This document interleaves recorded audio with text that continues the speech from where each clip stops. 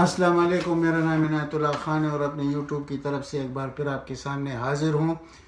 Budget آنے کے بعد اپوزیشن اور پیڈ میڈیا کا تقریباً ایسا حال بن چکا ہے کہ یہ ان کی جو گلی تھی وہ بھی یہ بھول چکے ہیں، اور ان کا جو گھر جہاں جس گلی میں تھا وہ بھی بھول چکے ہیں۔ یہ اوٹ پٹانگ باتوں پہ چل گئے ہیں ابھی لوگوں کی نظریں ہٹانے کے لیے کہ اس بجٹ کے جو فوائد عوام کو اور غریب عوام کو مل رہے ہیں اور اس کے جو ترقیاتی منصوبے اس میں رکھے گئے ہیں اور جو ریلیف عوام کو ملا ہے، اس سے نظریں ہٹانے کے لیے انہوں نے اور بحث چھیڑ دی ہے۔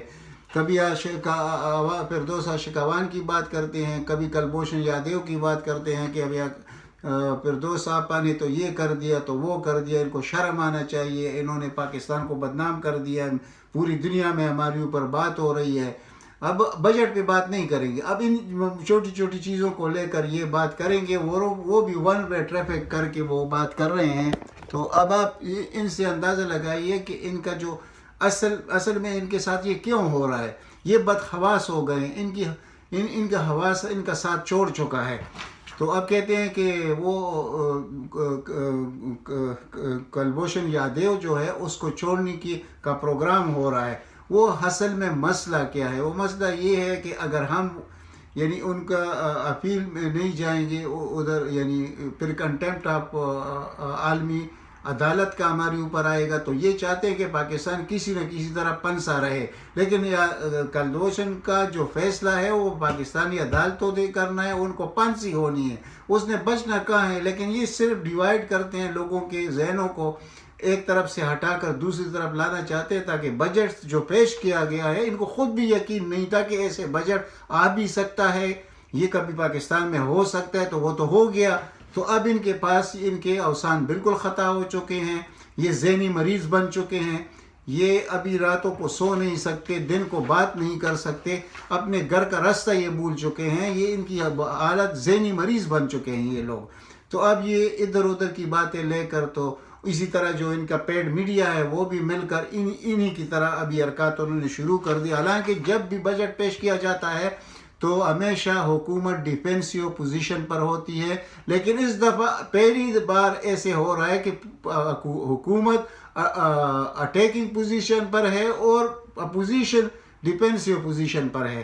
یہ بہت بڑی بات ہے جو پہلی دفعہ پاکستان میں ہو رہی ہے۔ اسی کو تو ہم کہتے ہیں تبدیلی۔ یہ تبدیلی ایک دن میں نہیں آتی، یہ 2.5 سال جو ضائع ہوئے ہیں، وہ ایک تو میں نے رات کو بھی آپ کے سامنے رکھی تھی بات کہ وہ کچھ ٹیم کی خامیاں بھی تھی، کچھ تجربہ بھی نہیں تھا، اور نیت تو تھا اور نیت ہے۔ تو سب سے بڑی بات تو ہوتی ہے کہ انما الاعمال بالنیات، تو اللہ تعالیٰ ان کو ہی کامیابی دیتے جن کی نیت صاف ہو۔ تو یہ جو آپ کا وزیر اعظم ہے تو اس کی نیت کو دیکھ کے باقی سب ٹھیک ہو جائے گا۔ وہ کسی کو معاف کرنے والا نہیں ہے۔ اگر معاف کرنے والی باتیں ہوتی تو زلفی بخاری جیسے لوگوں کو رنگ روڈ میں جتنے اپنے پارٹی کے لوگ پھنس چکے ہیں ان کو خود اس نے یہ کام خود عمران خان نے خود کیا ہے، اس نے اس کے خلاف جو انویسٹیگیشن کی ہے کسی کو پتہ بھی نہیں چلا، عمران خان نے خود کیا ہے۔ تو ایسا لیڈر آپ کو کہاں ملے گا جو اپنے لوگوں کو معاف نہ کرے؟ اور پھر جہانگیر ترین کو دیکھ لے جس نے اس پارٹی کے لیے کیا کیا خدمات انجام دی ہے، لیکن اب چوری میں مسئلہ چوری کا آ گیا تو اس میں اس کو بھی ریلیف نہیں مل سکتا۔ تو یہ تو پاکستان میں پہلی بار یہ کلچر رواج پا رہا ہے۔ تو یہ نابلد لوگ ہیں، ان کو پتہ نہیں ہے کہ ایسے بھی کبھی پاکستان میں ہو سکتے، تو وہ تو ہو رہا ہے۔ اب اس بجٹ سے جو ظاہر ہو رہا ہے کہ جتنے ہماری ترقیاتی منصوبے ہیں، جتنے ہمارے پن بجلی کے منصوبے ہیں، جو انہوں نے جو بجلی خریدی ہے ہمارے اوپر ایک قہر نازل کیا ہے، اور اتنے ہزاروں میں لوگوں کے بل آ رہے ہیں، تو اس کے ذمہ دار کون ہے؟ یہ لوگ ہیں۔ اور یہ آج بات کر رہے ہیں کہ یہ بجلی بڑھائیں گے۔ بھائی بجلی تو IMF نے بڑے زور لگا کر بھی تب بھی حکومت نے اس کو ریجیکٹ کر دیا کہ ہم نہیں کرنے جا رہے۔ لیکن جو مہنگی بجلی ہے اس کا آپ اور یہ مہنگائی کا ذرا آپس میں موازنہ کریں، یہ کس وجہ سے ہوا ہے؟ یہ انہی لوگوں نے جو IPP سے جو بجلی جس قیمت پہ خریدی ہے، دنیا میں کہیں اس طرح ہوا ہے کہ آپ ان IPPs کو 17% دنیا میں رواج ہے، لیکن انہوں نے 48% کہ وہ ہمیں بجلی دے یا نہ دے، لیکن 48% اس کو ہم دیں گے۔ اور UNDP کا جو رپورٹ آیا ہے تو انہوں نے کہا کہ 10 سالوں میں ان لوگوں نے پاکستان کے 48 ارب روپے ہڑپ کی ہیں، لیکن وہ اکیلا ان آئی پی پیز نے نہیں کیا، ان دو خاندانوں نے اس سے اپنا کمیشن لیا ہے اور ملک کو اس حال پہ پہنچایا ہے۔ اور 50 ارب دوسرا وہ لمبی چوڑی بحث ہے، ویڈیو لمبی ہو جائے گی۔ یہ 100 ارب روپے، 100 ارب ڈالر جو ہمارے اوپر قرض ہے ان دو خاندانوں کی وجہ سے ہے، جو پچھلے 10 سال یا ابھی تو 13 سال ہو گئے، لیکن جو ادوار ان کے تھے خصوصاً اس کا پیپل پارٹی کا تو 13 سال، سندھ میں 13واں سال چل رہا ہے، لیکن جو دونوں خاندانوں کا وفاقی حکومت تھا وہ 10 سال چلا، اور 10 سال میں انہوں نے یہ گیم ہمارے ساتھ کھیلا ہے پاکستان کے ساتھ، جس سے نہ کبھی ہم نکل سکتے ہیں جب تک ان کے معاہدے اس وقت تک جو تاریخ ہے اینڈ تک یہ جائے گا، اور یہ پیسے ہم نے ادا کرنے، ان کی کرتوت ہے یہ، اور انہوں نے عوام کو اس عذاب میں ڈالا، اللہ تعالیٰ ان کو بھی بخشے گا نہیں۔ اور آپ دیکھ رہے ہیں کہ اللہ تعالیٰ ان کو اپنی یعنی روز ان پہ عذاب نازل فرما رہا ہے، کیونکہ کبھی ابھی یہ ذہنی مریض جب میں کہتا ہوں تو یہ حقیقتاً ذہنی مریض بن چکے ہیں۔ اس دن انہوں نے کیا جس دن بجٹ آنا تھا اور ان کو جب معلوم ہو گیا کہ اس بجٹ میں تو بہت بڑا ریلیف ملنے والا ہے عوام کو، تو انہوں نے لندن کے پاکستانی ایمبیسی میں کیا فساد پیدا کیا ہے، 2-3 غدار وطن کو لا کر ان سے آرمی کے خلاف نعرے لگائے، تو یہ سب کچھ یہ کیا ہے۔ اور پھر اس پر پیڈ میڈیا باز کرنا شروع کر دیا کل سے، کیونکہ حکومت کمزور ہے اور حکومت پوچھ نہیں سکتی۔ یہ ابھی بجٹ پر باز نہیں کرتے نظر آئیں گے آپ کو یہ پیڈ میڈیا، اور اسی طرح ان کی یہ لیڈران۔ اب رستو کو دیکھ لیں، حسن اقبال کو، یعنی وہ کہتا ہے کہ پہلے کہتا تھا کہ یہ سلیکٹرز ہے ہماری آرمی، اور اب کہتا ہے کہ بجٹ میں جو رکھا گیا ہے دفاع کے لیے، ڈیفنس کے لیے پیسے نہیں رکھے گئے۔ باقی وہ دفاع والے سمجھتے ہیں، وہ چاہتے ہیں کہ پاکستان ترقی کرے، ہمارا گزارا ہو رہا ہے، یہ جو ہم تنخواہ لے رہے ہیں ہم اس سے بھی گزارا کر لیں گے، لیکن پاکستان کے اقتصادی لحاظ سے مضبوط ہو۔ تو اب ان کو یہ کچھ پتہ نہیں کبھی کدھر سے بات اٹھا لیتا ہے، یہ کلبھوشن کی بات بھی اس نے اٹھا لی، یہ بات بھی اس نے اٹھا لی کہ فوج کا بجٹ نہیں بڑھایا گیا، اور پھر اس کے ساتھ ایک اور چیز کو نتی کرتا ہے کہ جو حکومت نے ٹارگٹ رکھا ہے 58,000 ارب روپے جمع کرنے کا، یہ کیسے کریں گے، یہ تو اچیو نہیں کر سکتے۔ او بھائی آپ چھوڑ دیں، جو موجودہ بجٹ ہے اس پہ بات کرے کہ اس میں کتنا عوام کو ریلیف دیا گیا، پاکستان کی تاریخ میں پہلی دفعہ ایسے ہو رہا ہے۔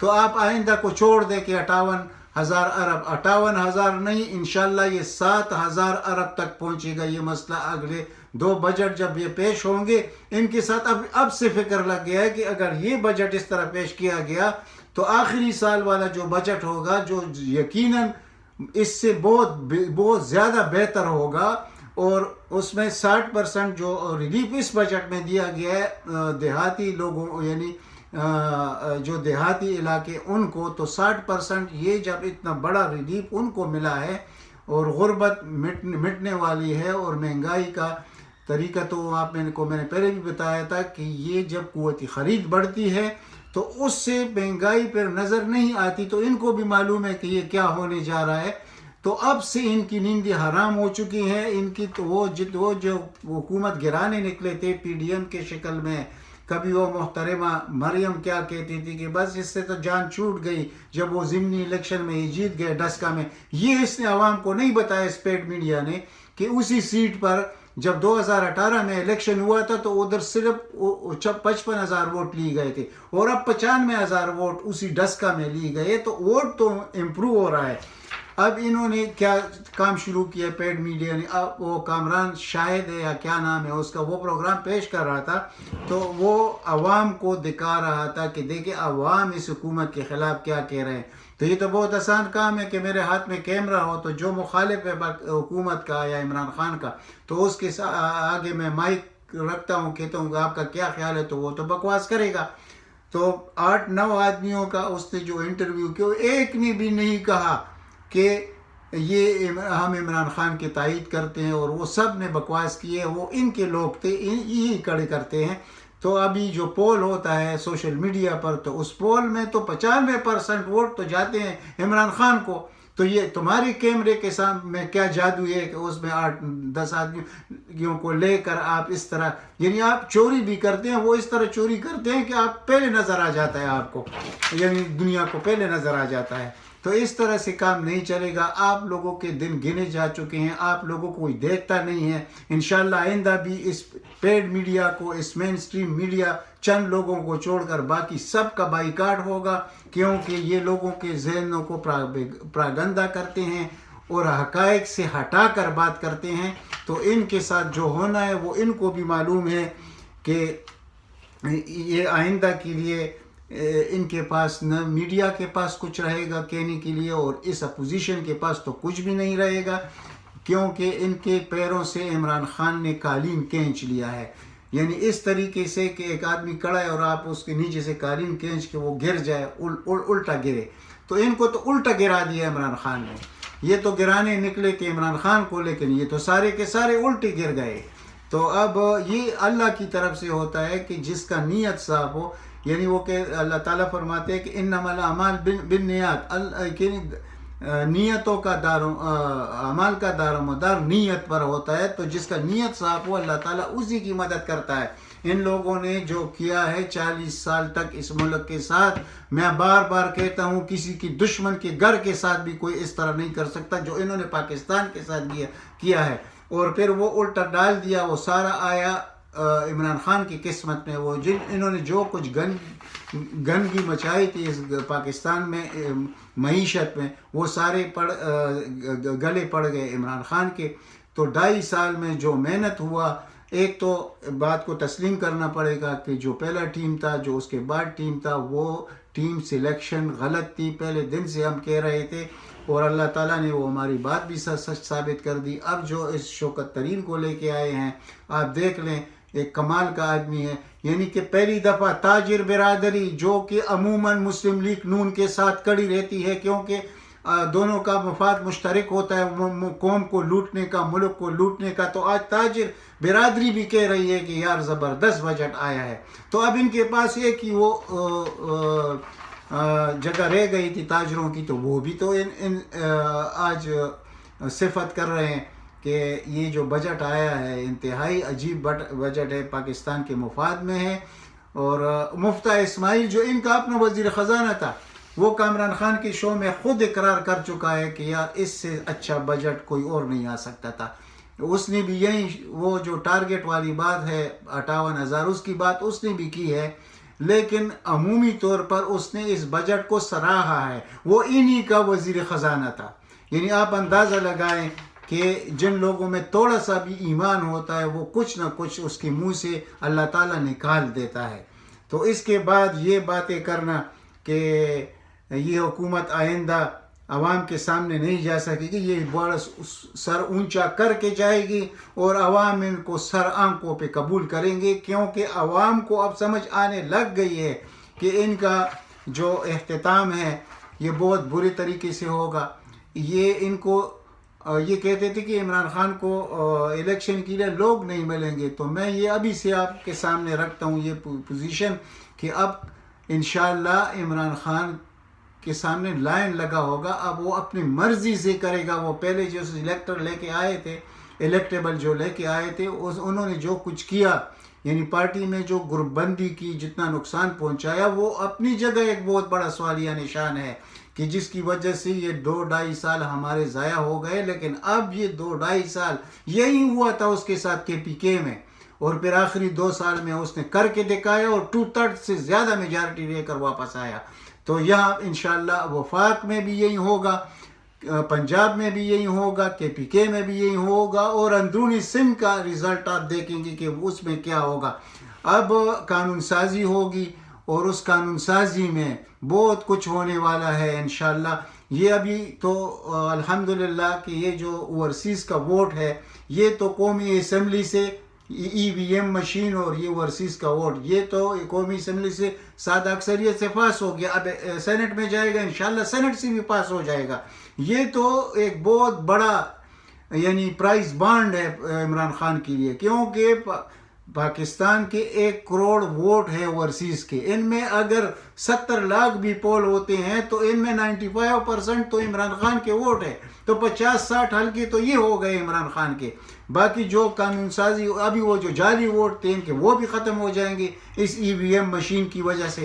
جو یہ نکلتے تھے الیکشن کے لیے تو ان کی جیب میں 15 سے 20 ہزار ووٹ ہوتے تھے، وہ بھی ختم ہو جائیں گے. آپ اندازہ لگائے کہ یہ عمران خان دوبارہ 2023 میں اللہ تعالیٰ زندگی دراز کرے تو یہ کتنے اکثریت سے واپس آئے گا. 2/3 میجارٹی، جب اس قسم کے شخص کے ساتھ 2/3 میجارٹی ہو تو یہ پاکستان کہاں سے کہاں پہنچے گا. اب تو اس کے ہاتھ بندھی ہوئے ہیں، ابھی تک تو جو کچھ ہو رہا ہے اس کے ہاتھ بندھی ہوئے ہیں، کیونکہ جو کچھ وہ کرنا چاہتا ہے وہ کر نہیں سکتا. عوام کو یہ سمجھ آنی چاہیے کہ اس کی جو اپنی اتحادی ہے وہ اس کے ساتھ جب بجٹ آتا ہے، کوئی بھی مسئلہ آتا ہے تو وہ اپنے مطالبات کیسے پیش کرتے ہیں. خصوصاً یہ کاف لیگ والے، یہ تو انہی کا ایک ہی گروپ تھا، ایک قسم کی ایک ہی تالی کی چٹے پٹے ہیں، یہ ان میں فرق کوئی بھی نہیں ہے. تو اپنا کیا مطالبات رکھتے ہیں. MKM کا تو بات ہی کرنا چھوڑ دے، وہ کون سا MKM ہے؟ وہی الطاف حسین والا MKM جو کہ دونس داندلی اور یعنی ظلم اور اقربا پروری، رشوت، یہ کرپشن کے پلی ہوئے لوگ، یہ کیا اتحادی ہوں گے. لیکن مجبوراً حکومت بنانا تھا تو ان لوگوں کو شامل کیا گیا، اس کے بغیر تو کچھ ہو نہیں سکتا تھا. اب ایک اور راگ الاپنا شروع کر دے کہ کشمیر پر سودا ہو رہا ہے. او بھائی کشمیر پہ کیسے سودا ہو رہا ہے؟ آپ ذرا انٹرویو تو دیکھ لیں جنرل راوت کا، جو ان کا سارے افواج کا چیف ہے ریٹائرمنٹ کے بعد. اس سے ایک انڈین اینکر نے پوچھا کہ ہمیں ڈر 2 ملکوں میں سے کس سے زیادہ ہے، تو اس نے تو پاکستان کا نام لے لیا کہ وہ تو پاکستان ہے جس سے ہمیں کافی ڈر ہے، یعنی کہ اگر ہمیں کوئی چیلنج ہے تو وہ تو پاکستان ہے. تو اب یہ الٹی باتیں کرتے ہیں کہ کشمیر کا سودا ہو رہا ہے. کشمیر کا سودا ہوتا تو اب ہمارا تجارت انڈیا کے ساتھ ہوتا. وہ تو کریڈیبل آدمی ہے عمران خان، اس نے خود کہا کہ 370 اور 35A جب تک نہیں ہٹے گا ہم بات نہیں کریں گے انڈیا کے ساتھ. انڈیا ہمارے پیچھے پڑا ہوا ہے کہ بات کرو، ہم نہیں کر رہے تو سودا پھر کیسے؟ یعنی اتنی بے ایمانی منافقت کی باتیں یہ لوگ صرف یہ کر سکتے ہیں، ان سے کوئی خیر کی توقع ہو نہیں سکتی. یہ پاکستان کی ذاتی دشمن ہے. یعنی ان چیزوں کا اب ایک اور چیز ہو رہا ہے. الحمدللہ یہ بات خدا کرے اللہ انشاءاللہ یہ ہوگا بھی ٹھیک. جو کہیں سے ذہن میں آئی ہے یا کسی نے سمجھایا ہے یا کہیں سے کوئی خبر نکلی ہے، شعیب سڈل IG رہ چکا ہے اور دنیا کا مانا ہوا کہ دنیا اس سے مشورے کرتی ہے اپنے ملکوں کے لیے، اور اس کی ایمانداری پر، کریڈیبلٹی پر کسی کو شک نہیں ہے. جو موجودہ چیئرمین نیب ہے، اس کے 4 مہینے رہ گئے ہیں اور اس کے بعد طریقہ کار تو یہ ہوتا ہے کہ اپوزیشن لیڈر اور وزیر اعظم چیئرمین نیب کو اور چیف الیکشن کمشنر کو اپوائنٹ کرتے ہیں. یہ طریقہ ہے ہمارے آئین کا، لیکن یہ اتفاق تو ہوگا نہیں، اور جب یہ اتفاق ہوتا نہیں ہے تو یہ سپریم کورٹ چلا جاتا ہے یہ مسئلہ. پھر سپریم کورٹ اپنی طرف سے آدمی کو چیئرمین بنا دیتا ہے. تو اب سپریم کورٹ کو بھی معلوم ہے کہ اس سیٹ کے لیے کس کی ضرورت ہے، شعیب سڈل جیسے آدمی کی. تو انشاءاللہ جب شعیب سڈل چیئرمین نیب ہوگا پاکستان کا تو ان لٹیروں، یہ چور چکاروں کا آخر انجام کیا ہوگا. یہ جو کہتے ہیں نا آپ کو عمران خان عموماً کہ یہ ان سے میں نکال کے رہوں گا پاکستان کو لوٹا ہوا دولت، تو یہ آپ کو نظر آئے گا انشاءاللہ. اور میں نے بجٹ سے پہلے آپ کو کہا تھا کہ بجٹ پاس ہونے دے، بجٹ کے بعد ان کے ساتھ احتساب کے مسئلے پر بھی بہت کچھ ہوگا. تو آج آپ نے دیکھ لیا بلاول ہاؤس پر جو چھاپہ مارا گیا، ایک MP ہے جو سوسائٹی سکینڈلز میں اربوں روپے اس نے لوٹے، وہ اس کے ساتھ ایک تحصیلدار اور خورشید شاہ جو ابھی تک جیل میں پڑا ہے، اس کا لڑکا بھی آج گرفتار ہوا ہے، وہ بھی MPA ہے. تو یہ تو کل بجٹ پیش ہوا، آج یہ سب کچھ ہوا ہے. لیکن افسوس کہ ادھر جو ہمارا چیئرمین نیب بیٹھا ہوا ہے ادھر بڑا، یعنی ہم کچھ نہیں کہہ سکتے. اب جب کہتے ہیں تو لوگ پھر اعتراض کرتے ہیں کمنٹس میں بھی ہر جگہ. تو لیکن ہم کہتے ہیں وہ بات جو سچ ہو اور جو کہ ہمیں یقین ہو کہ ہم یہ بات جو کر رہے ہیں یہ حقیقت ہے. اس چیئرمین نیب کے دور میں آپ مجھے ایک سیاستدان دکھائیں جس سے ایک پائی بھی نکالا گیا ہو. یہ کرتا کیا ہے وہ بھی آپ کو کتنی بار میں نے آپ کو سمجھایا ہے کہ جہاں 10 گواہان کی ضرورت ہوتی ہے وہاں پر یہ 120 130 گواہان لے کے آتا ہے. یہ نگران کرنے کے لیے صرف یہ اس کا شوشہ ہے, اس کا مشغلہ ہے. عمر کے آخری پیٹی میں یعنی عمر انسان کی کتنی ہوتی ہے, یہ +80 ہو گیا ہے, اور کتنی عمر ہوگی. اللہ سے ڈرنا چاہیے, آخر قبر میں جانا ہے, جواب بھی دینا ہے. یہ جو عوام پر عذاب نازل ہے ان کرپٹ سیاستدانوں کی وجہ سے, اگر یہ شخص ان کو ٹھیک کرنا چاہتا تو یہ سب لوٹا ہوا مال بھی نکل آتا اور یہ لوگ بھی اب پاکستان میں سیاست نہ کرتے اور نہ اہل ہوتے سارے. لیکن الحمدللہ صرف 4 مہینے شخص رہ گئے ہیں اور شعیب سڈل آئے گا اور آپ کو یقین ہوگا کہ اب پاکستان میں احتساب ہو رہا ہے, اکاؤنٹیبلٹی ہو رہی ہے اور حقیقی معنوں میں ہو رہی ہے. یہ آپ یاد رکھیں, میری یہ ویلاگ اپنے پاس محفوظ کر لے. جو کچھ میں کہتا ہوں انشاءاللہ آپ کو یہ کوئی علم غیب نہیں ہے کہ میں نے شعیب سڈل کا نام لے لیا, بس وقت آنے پر آپ کو معلوم ہو جائے گا. اور اللہ تعالیٰ سے دعا ہے کہ ہمیں ایسا ہی شخص ملے جو نہ اپنوں کو چھوڑے نہ پرایوں کو چھوڑے, وہ کام کرے جو حقیقت ہوتی ہے. اجازت چاہتا ہوں, اس چینل کو سبسکرائب کرے, ویڈیو کو زیادہ سے زیادہ شیئر کرے, لائک کرے, تاکہ عام آدمی تک میں جو پہنچانا چاہتا ہوں وہ پہنچے. اللہ تعالیٰ آپ سب کو اپنے حفظ امان میں رکھے. والسلام.